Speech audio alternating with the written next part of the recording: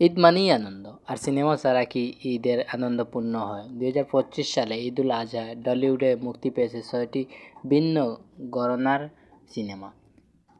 কোনটি কেমন আয় করলো চলুন জেনে নেই এক নজরে। আমাদের প্রথম তালিকায় আছে তাণ্ডব। আলোচনার কেন্দ্রবিন্দুতে শাকিব খান অভিনীত তাণ্ডব। প্রথম 5 দিনে এই সিনেমা আয় করে 5 কোটিরও বেশি, আর পরের 5 দিনে আরও 4 কোটি আয় করে। মোট আয় 9 কোটিরও বেশি।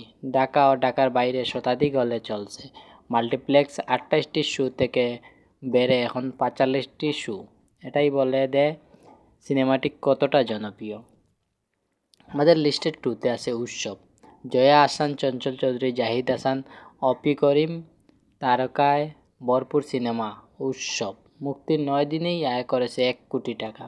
এরপর 2 দিনে আরও 20 লাখ টাকা। দর্শকের আগ্রহে মাল্টিপ্লাস শো বেড়ে হয়েছে 15টি।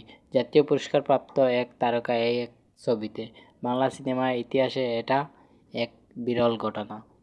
আমাদের 3 নম্বরে আছে ইনসাফ।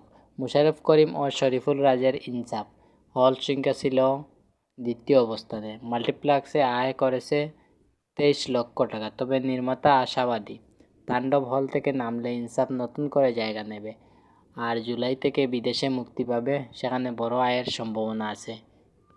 4 নম্বরে আছে নীলচক্র, ব্লু গ্যাং। আরফিন শুভর সিনেমা নীলচক্র নিয়ে ছিল আশাবাদ, কিন্তু সেই আশা পুরোপুরি পূর্ণ হয়নি। শুরুর কিছুদিন ভালো চললেও শো কমে যাওয়ায় কমছে আয়। সিনেমাটি দর্শকের মন জয় করতে পারেনি প্রত্যাশা অনুযায়ী। আমাদের লিস্টে 5 নম্বরে আছে এশা মার্ডার কর্মফল। মিডিয়ার বাজেটের থ্রিলার এশা মার্ডার কর্মফল মুক্তির পর ধীরে ধীরে দর্শক টানছে। মাল্টিপ্লেক্স থেকে আয় 16 লাখ টাকার মতো। নির্মাতা জানিয়েছেন সত্য ভালো দামে বিক্রি হয়েছে, আর ঢাকার বাইরে শিগগিরই মুক্তি পাবে।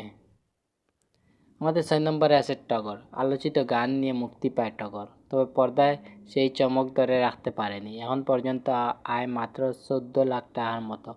পরিবেশকের বাসায় তাণ্ডবের দাপটে পাশে অন্য সিনেমা জায়গা পাওয়া ঠিক কঠিন। ঈদের তাণ্ডব সর্বাধিক আয় করা সিনেমা হলেও উৎসব, ইনসাফ কিংবা কর্মফল সব সিনেমাই নিজেদের মতো করে জায়গা তৈরি করেছে। আসুন দেশি সিনেমা দেখি, সিনেমা হলে যান, আর বাংলা চলচ্চিত্র এগিয়ে নিয়ে পাশে থাকুন।